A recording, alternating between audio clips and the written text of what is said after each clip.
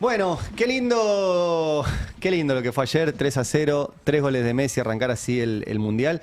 Y qué lindo tener algo que nos dé felicidad. En un contexto complicado, en un contexto duro, en el fútbol y muchas veces en el arte, como nos pasó hace poco con el Indio, encontramos esos rincones de felicidad y sobre todo de felicidad colectiva y sobre todo felicidad a cambio de nada, porque ¿qué ganás ganando un partido de fútbol? Le preguntaron una vez a Wenreich y él dijo nada.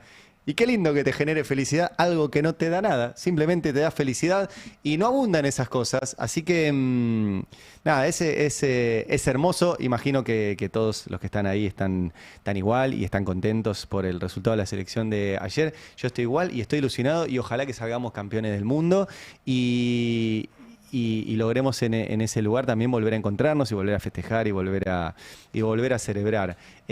Arranco por eso porque ya va a empezar, bueno, no, que por ahí, que si gana la selección, le beneficia a Milei, qué sé yo. Yo prefiero la felicidad popular y encontrarnos y celebrar. Y en todo caso, lo que vamos a hacer ahora en este editorial y de acá hasta que termine el gobierno es discutir las políticas del gobierno, que tienen mucho que ver con la felicidad reprimida que tenemos en otros ámbitos. O sea, el fútbol nos trae un lugar de felicidad que lamentablemente millones de argentinos hoy no lo pueden concretar el resto del año. La verdad que quitárselo o querer que no pase es quitarle el único momento de felicidad que puede tener millones de personas en este país donde la cosa está tan dura. Así que lo primero que quiero decir es que estoy muy feliz de que gane la selección y que gane y que gane, que gane y ojalá traiga la cuarta, esté quien esté en el gobierno. Dicho esto, es un mundial sin asado.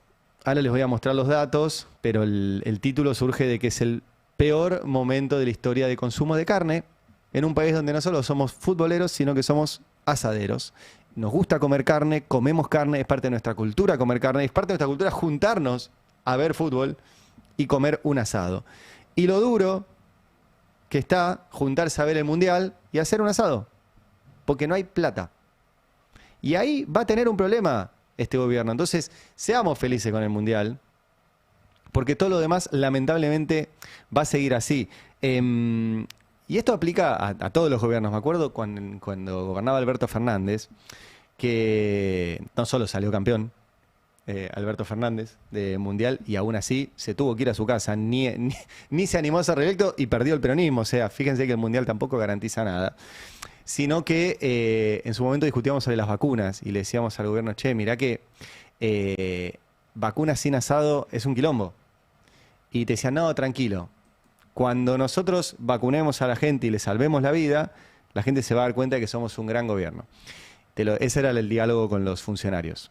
Y acá, me acuerdo en el destape, en los pases, qué sé yo, charlábamos mucho con Navarro y decíamos, che, es vacunas y asado, porque si alguien se vacuna y se pone muy feliz porque salva su vida, llega a su casa y no puede hacer un asado, se pierde el efecto. Que era un efecto, no era un efecto óptico, era un efecto real. O sea, pasaba. Fue un gobierno que le salvó la vida a millones de argentinos. Fue una gran gestión de salud de la pandemia, pero no había para comprar asado.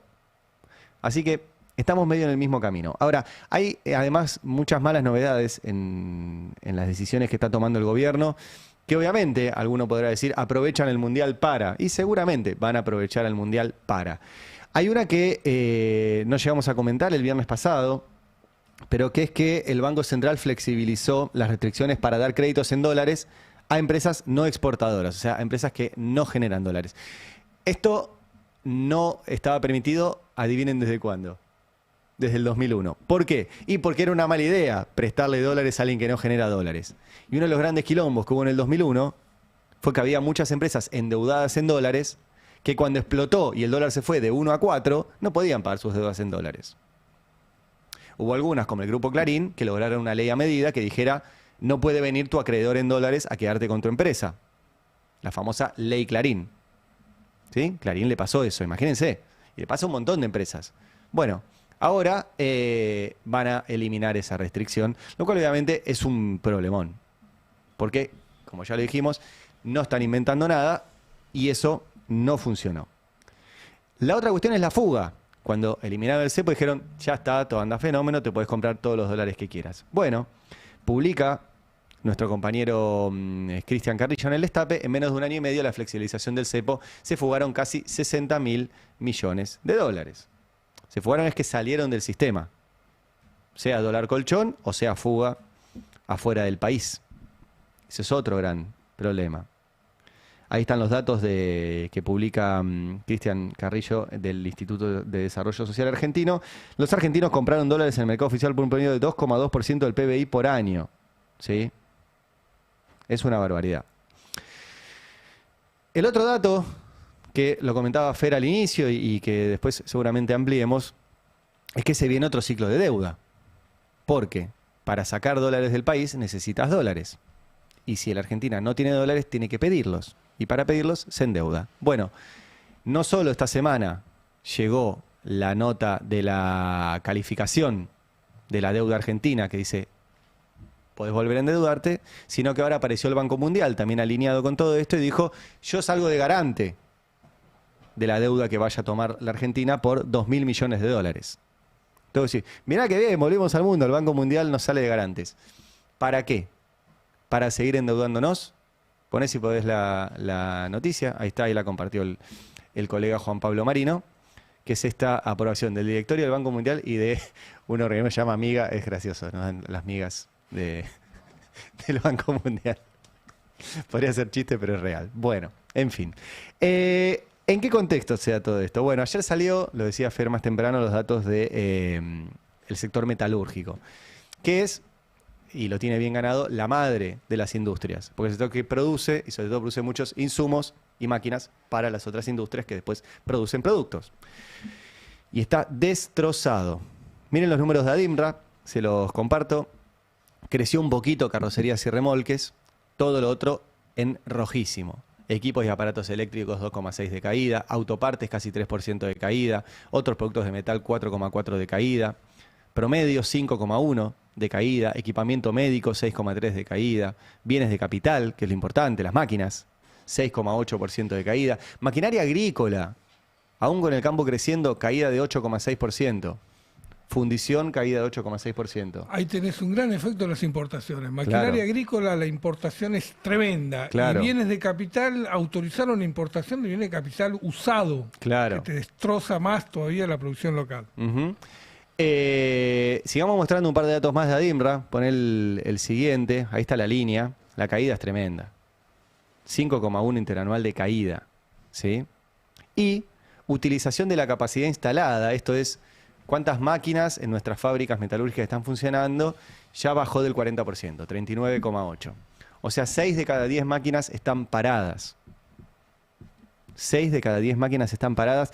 Es importante eso porque en una fábrica, no es que vos, no es el prende y apaga que hacían en un canal de cable. Bueno, prendés la fábrica y la apagás en un segundo. Apagar una fábrica cuesta mucho y prenderla de vuelta cuesta muchísimo más. No es como abrir y cerrar un comercio. Es muy difícil. Entonces, tener más de la mitad de las máquinas apagadas es un gran problema para la Argentina. Y esta es la industria metalúrgica que no escapa del resto de la industria. Salió justo el dato del INDEC del uso de la capacidad instalada, que en promedio está en el 60%. Pero eso es en promedio. ¿Qué empuja para arriba el promedio? La refinería en petróleo. ¿Sí? Todo lo que es el mundo vaca muerta. Eso empuja para arriba. Ahora, si vas a ver el resto de los sectores, y sobre todo los sectores que generan mucho trabajo y que generan cadena productiva, como por ejemplo los autos, ya están en el 46%. O sea, más de la mitad de las máquinas que producen autos en el país, y el auto va hacia atrás en metalmecánica, en plástico, en vidrio, en neumático. O sea, todo, imagínense, las fábricas de autos no fabrican todas las partes del auto. Bueno, todo eso es una cadena industrial que se está destrozando. Solo en marzo, ayer publicó el CEPA un informe, solo en marzo, en pleno mes de vigencia de la reforma laboral, que vos decís, era para que todo anduviera fenómeno, para que salieran a contratar, solo en marzo desaparecieron 2.011 empresas. Solo en marzo. Este gobierno que era supuestamente amigo del libre mercado, del capitalismo de libre empresa, demás. 2.011 empresas desaparecieron solo en marzo, casi todas de menos de 50 trabajadores, que es uno de los fenómenos que está sucediendo. Desaparecen las pequeñas y las grandes despiden. Las pequeñas directamente desaparecen, ahora les voy a mostrar. ¿Cuántas empresas va destrozando Milei? Bueno, esto no pasó nunca, así como lo de Adorni y todas las cosas que hace Milei. Nunca había pasado que en este periodo de tiempo de un gobierno se destruyan 26.448 empresas. 26.448 empresas a marzo. Estamos en junio. O sea, esto es peor. Pero como los datos vienen con cierto rezago, 26.000, casi 500 empresas menos. De verdad que nunca había pasado esto, ni en pandemia. Ni en pandemia. El Instituto Argentina Grande lo hizo por día. ¿Cuántas empresas cierran por día? Bueno, 31 empresas por día desde que asumió Milei. O sea, más de una por hora. Más de una por hora. O sea, es una destrucción tremenda de empresas. Obviamente dentro de las empresas hay trabajadores. Bueno, ¿cuántos puestos de trabajo registrados menos hay? Este dato es indiscutible. O sea, cada vez que vos contratás un trabajador, lo das de alta en el SIPA. Cada vez que lo das de baja, se da de baja. Este es dato. No hay discusión. 339.841 trabajadores registrados menos a marzo. 340.000 trabajadores menos a marzo. Estamos en junio. ¿Viste cuando dicen, no, bajó la pobreza? ¿Cómo puede bajar la pobreza si hay 340.000 familias que tenían laburo y no lo tienen? Porque no es que lo echaron y consiguió otro trabajo. No, hay menos, nominalmente menos gente trabajando que cuando asumió Milei. 340.000 que estaban registrados. Me animo a pensar que hay otro tanto que no estaba registrado. O sea, el número es escalofriante. ¿Cuáles son los sectores donde se pierde el empleo? Porque ahí también hay que ver, en esta cuestión de qué está priorizando el gobierno y a qué le está yendo bien. Bueno, estos son los sectores, las empresas que desaparecen. El lidera comercio, ¿sí? Desaparece en comercio. El kiosco, el local del bar, el local de ropa, desaparece. Es tremendo el de la industria, ¿sí? 3.393, casi 3.400 industrias menos. Fábricas, empresas industriales. Desaparecen incluso empresas de agricultura. 2.400 empresas de agricultura menos. 2.000 empresas de construcción menos.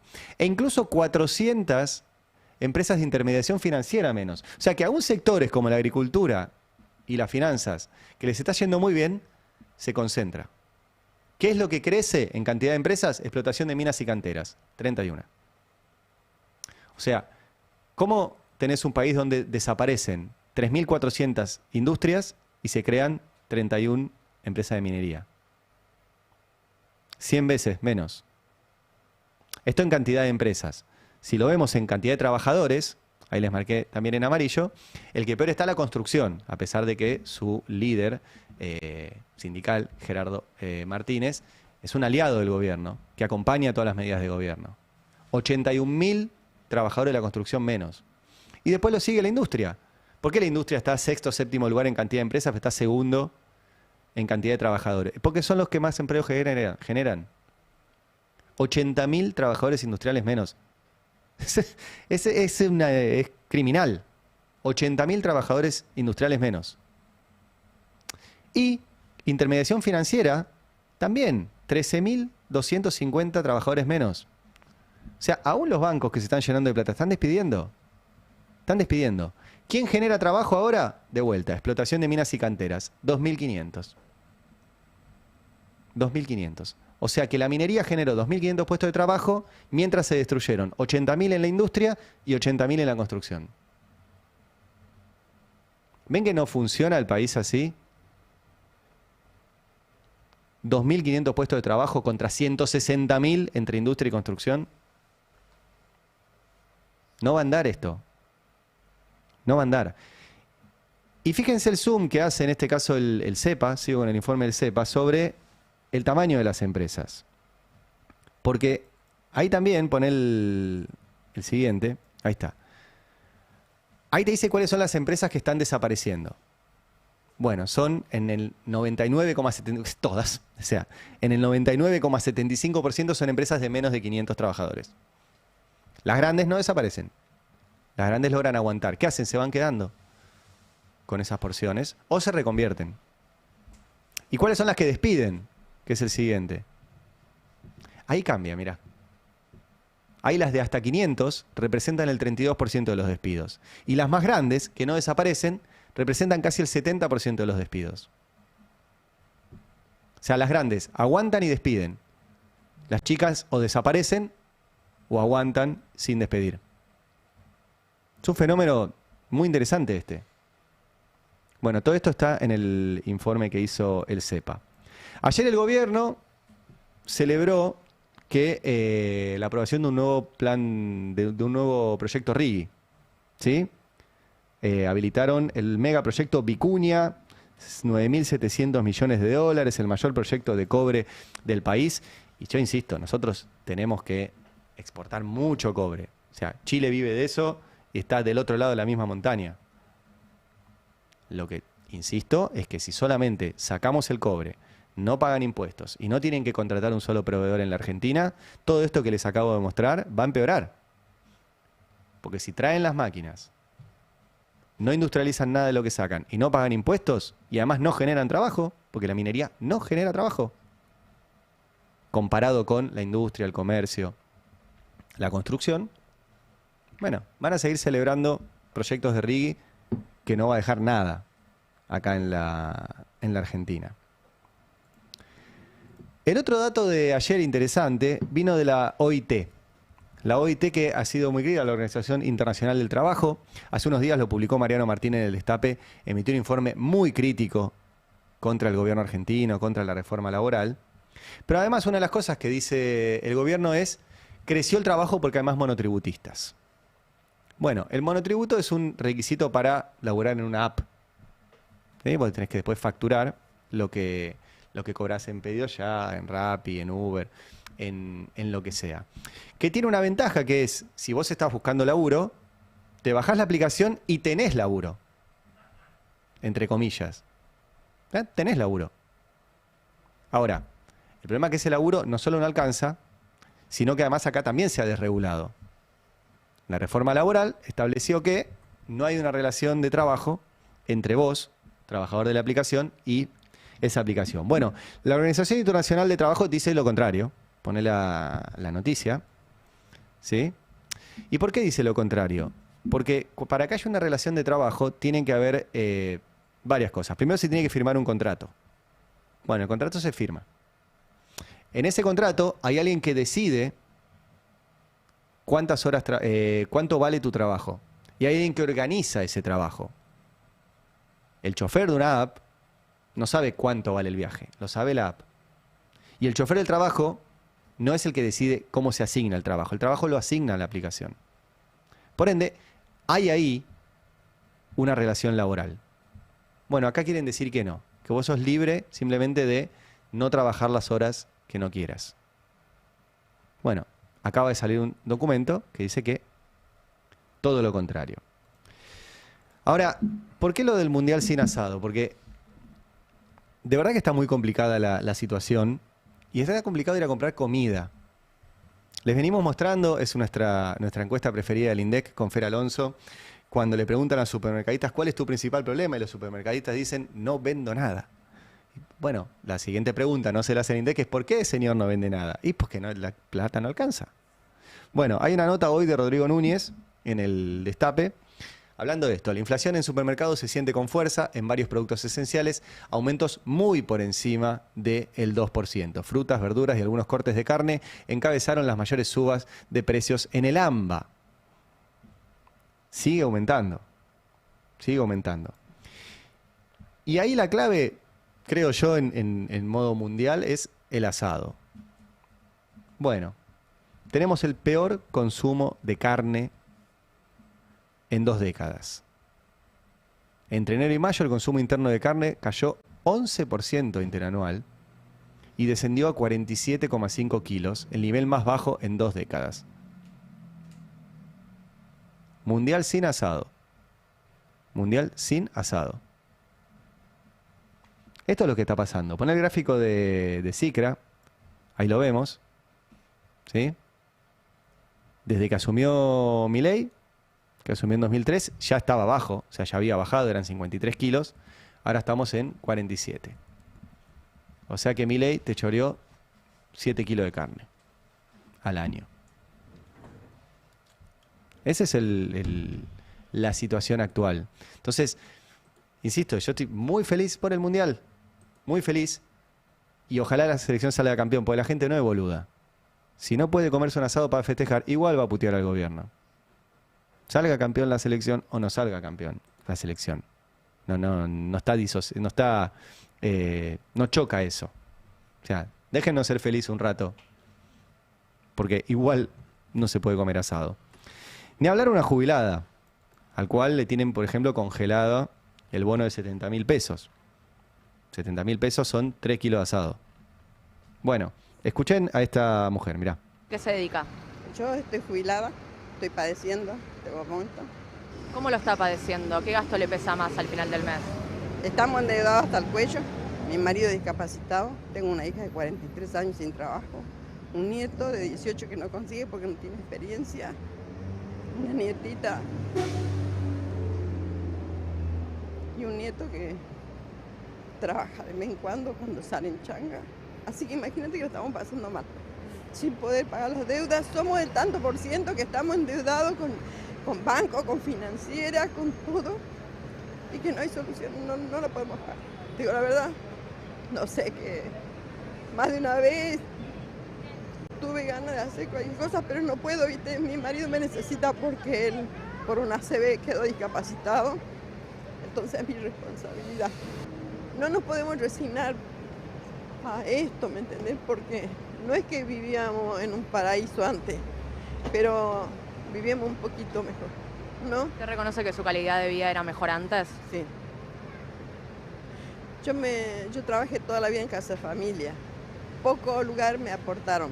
Entré a una moratoria y me pude jubilar, ¿viste? Entonces, si no fuera por eso, hoy no sé qué sería mi vida. 22.000 trabajadoras de casas particulares menos también hay. Ese dato me lo olvidé. Como esta señora que laburó toda su vida y no le hacían los aportes. Y mencionaba la jubilación. Bueno, hoy la jubilación mínima está en 411.000 pesos y obviamente no alcanza para nada. Y ayer me llegó este gráfico que les muestro, ya que estamos en modo mundialista, de para qué te alcanzaba en el Mundial 2022 y para qué te alcanza ahora. En este caso, el cálculo es con el salario mínimo, que son 370.000 pesos. O sea que está casi ahí de la jubilación mínima. Bueno, en el Mundial 2022, con el salario mínimo, cargabas 411 litros de nafta. Hoy cargas 181. ¿Vieron cuando te dicen, no, ganamos más en dólares? Sí, pero las cosas están más caras en dólares. Entonces el tema es el salario real. El salario real. En el Mundial 2022, con el salario mínimo te podías comprar 50 kilos de carne. Hoy te podés comprar 20. Menos de la mitad. En el Mundial 2022, con el salario mínimo podías viajar 2.065 veces en bondi. Hoy 362. ¿Sí? Y el alquiler, con un sueldo y medio, te alquilabas un 2 ambientes con un salario mínimo.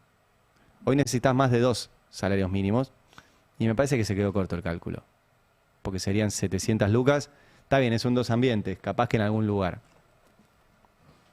Entonces, fíjense de mundial a mundial cómo cayó. Entonces, viste que Milei dice todo el tiempo, no, los argentinos ganan más en dólares. Genial, sí. ¿Y? Pues si me alcanza para menos, no te sirve de nada ganar más en dólares.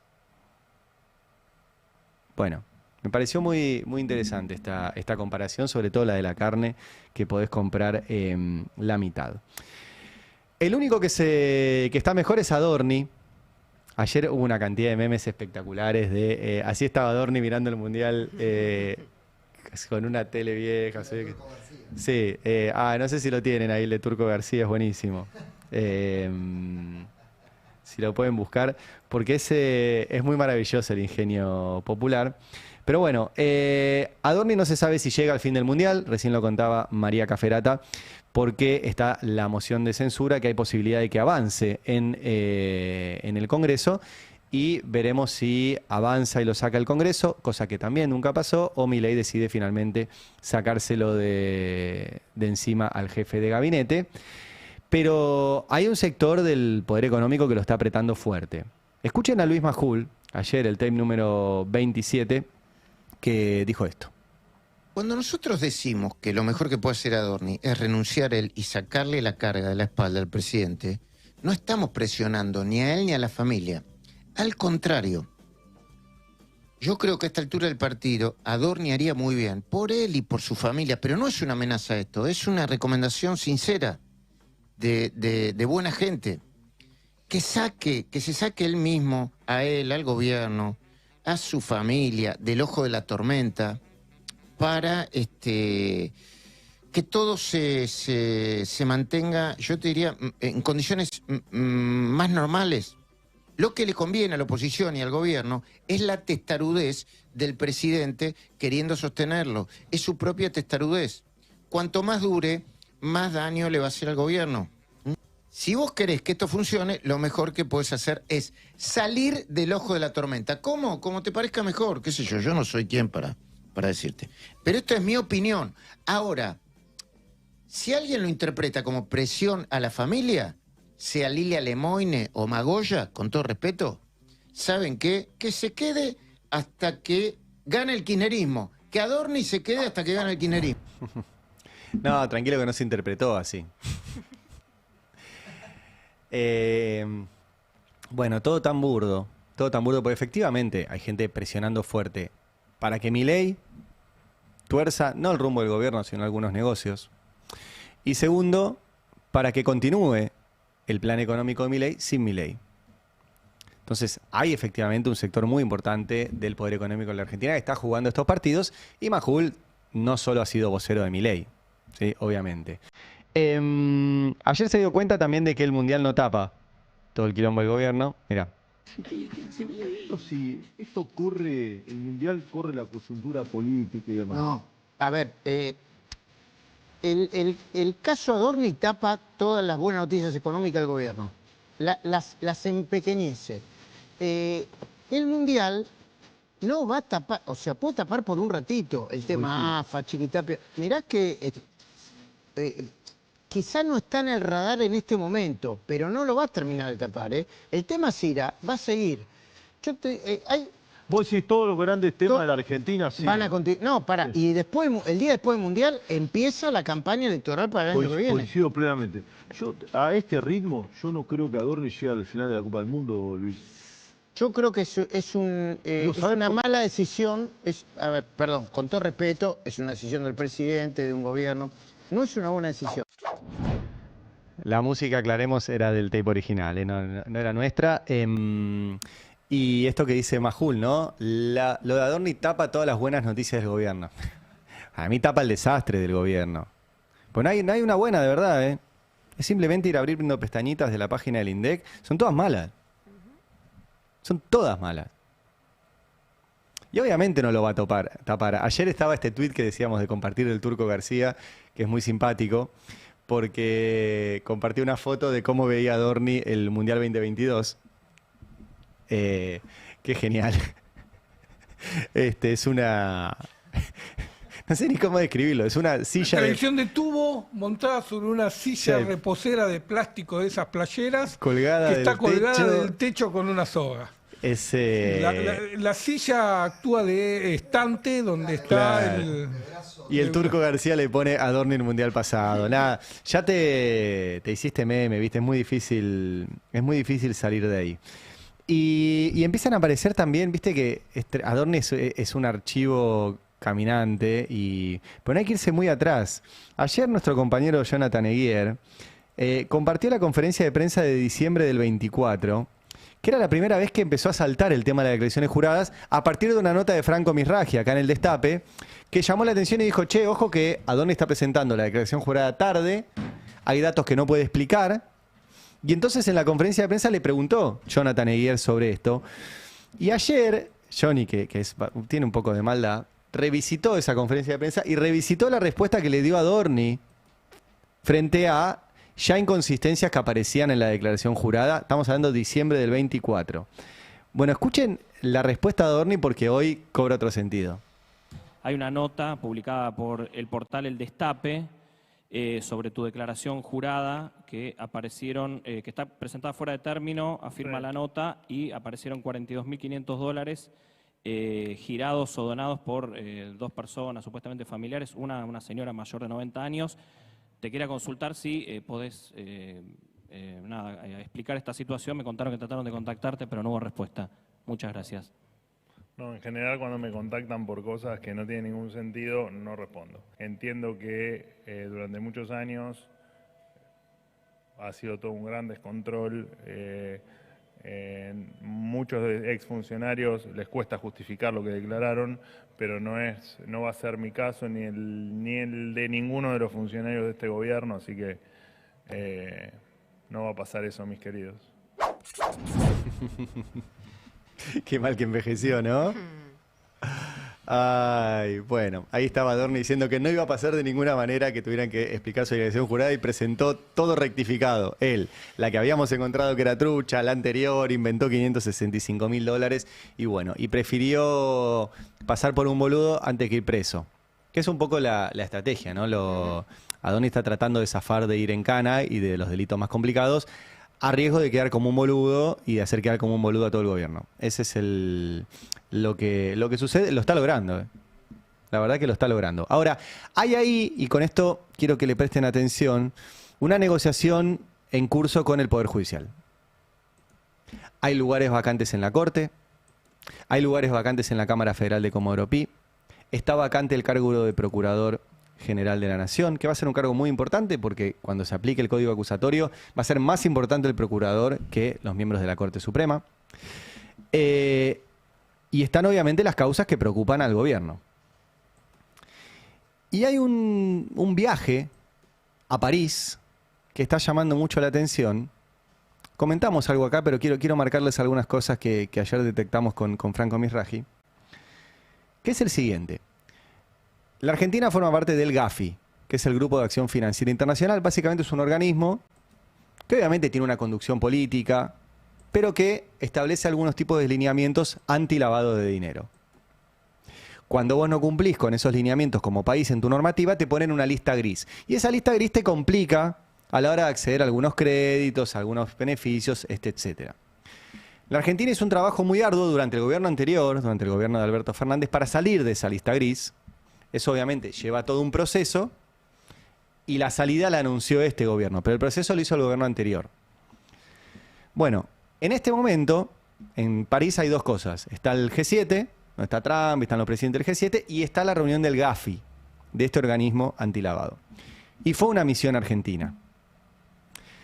Adelanto por lo que me comentaban ayer, que el GAFI, como tiene una conducción política y un peso muy fuerte de Estados Unidos, es poco probable que el GAFI sancione en este momento y le pida demasiadas explicaciones a la Argentina en este momento sobre el desastre que están haciendo vinculado al lavado de dinero. Por ejemplo, con la ley de inocencia fiscal. El chiste que hacíamos todos es, ¿cómo le vas a ir a explicar al organismo antilavado que habilitaste un blanqueo para los narcos? Es medio difícil de explicar, pero no se lo van a preguntar ahora. Quedará para el próximo gobierno. O quedará después de noviembre, si pierde Trump, el GAFI, que se ponga las pilas. Ahora, lo que llamó la atención de este viaje es quiénes viajan. Y sobre todo, cómo se organizó el viaje. ¿Por qué? Viajan representantes del Poder Ejecutivo y viajan, en general, jueces. ¿Qué jueces? Bueno, jueces que tengan casos importantes, casos testigo de lavado de activos, de lavado de dinero, y tengan algo que aportar en esas reuniones, algo de experiencia. Hace muchos años que hay un juez que viaja, siempre invitado por el Poder Ejecutivo, y este no es un dato menor, el que invita es el Poder Ejecutivo, que es el juez Sebastián Casanelo, que yo le diría, no, obviamente no lo pueden asociar con este gobierno, es uno de los pocos jueces no alineados con el establishment económico de Comodoro Pi. Ahora, los jueces para viajar siempre le tienen que pedir autorización a la Corte. Esto es como en el laburo, ¿viste? Vas a viajar, le pides autorización a tu jefe. Los jefes de los jueces es la Corte Suprema. Siempre que tengan un viaje, sea por laburo, por estudio, por lo que sea, le tienen que pedir autorización a la Corte. Entonces, tenemos las pedidos de autorización a la Corte. Son públicos, ¿eh? No es que nos metimos en el despacho de Rosati. Yo sé que no tengo que hacer esto. Lo tenemos solo nosotros, chicos. Lo tenemos solo nosotros. Bueno, ¿cómo lo pidió Casanelo? Les muestro.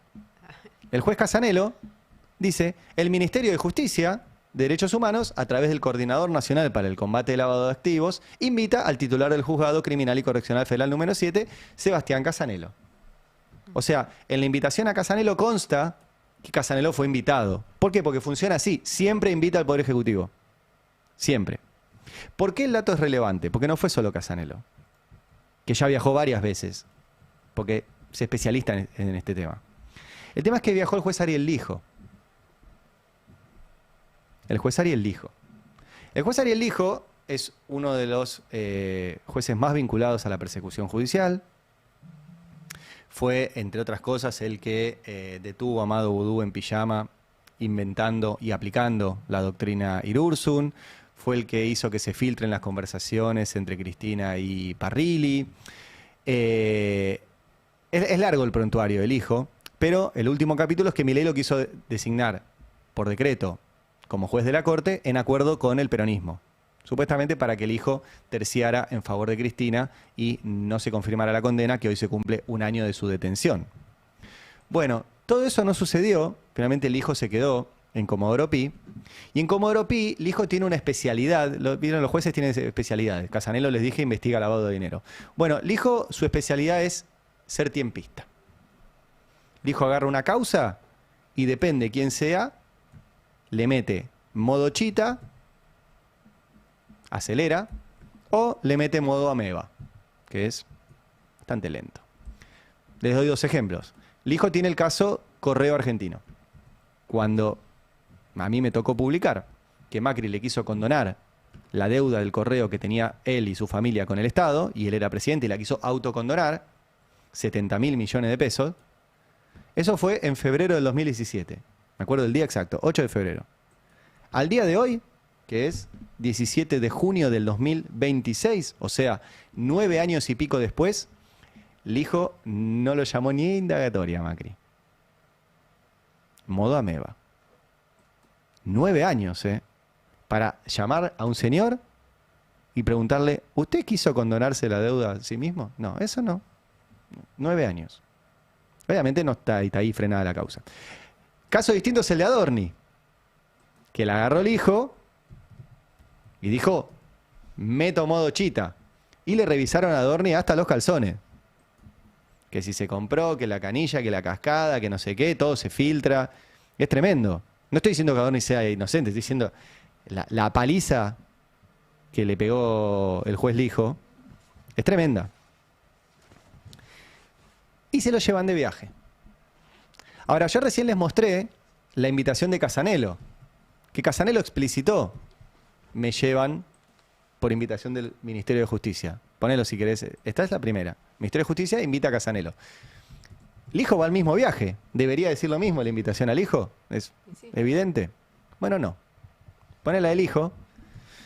Lijo solicita que se le conceda licencia con goce de haberes para participar de la delegación que viajará al próximo plenario del Grupo Acción Financiera del GAFI. No dice que lo invitaron. ¿Por qué? ¿Por qué? Porque vos no te subís a ese avión sin invitación del Ejecutivo. ¿Por qué no lo puso? Es raro, ¿no? Es raro.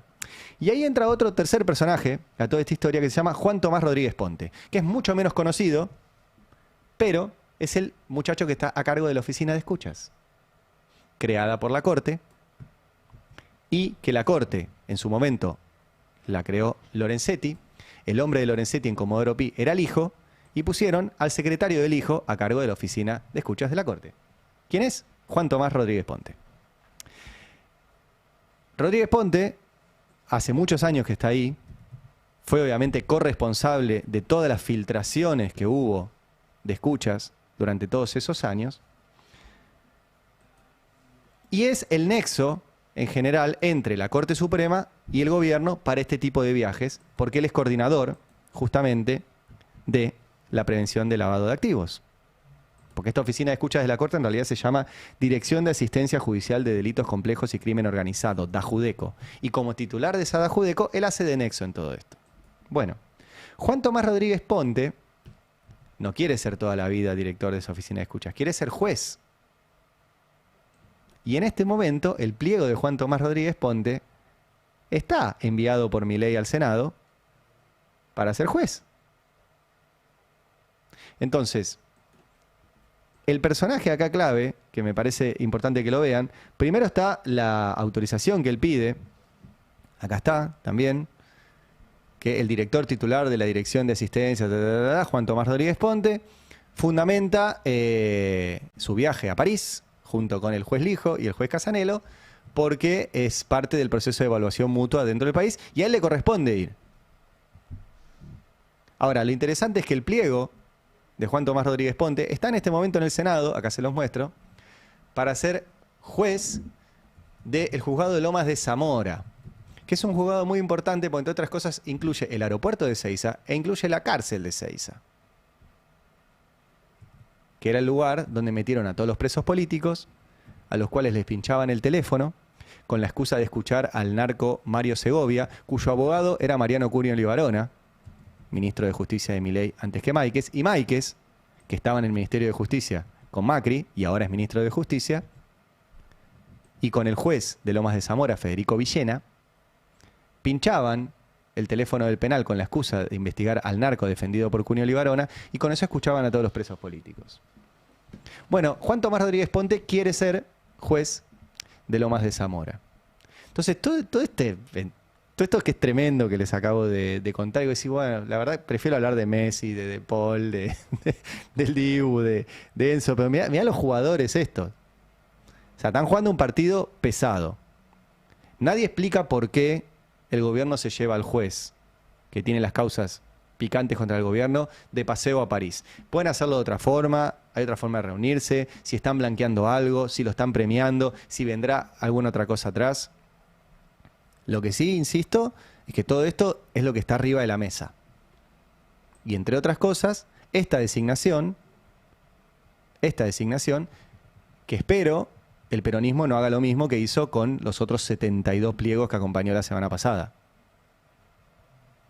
Pues no sé cómo van a explicar ahora que al pibe que filtraba las escuchas de Cristina, ahora avalan que sea juez. Seguramente va a haber alguna explicación como las que dan, pero bueno, para mí medio difícil de explicar. 9:24, qué modo mundial que estoy. ¿Sabes lo que van a aparecer, no? Los jueces que viajaron al mundial.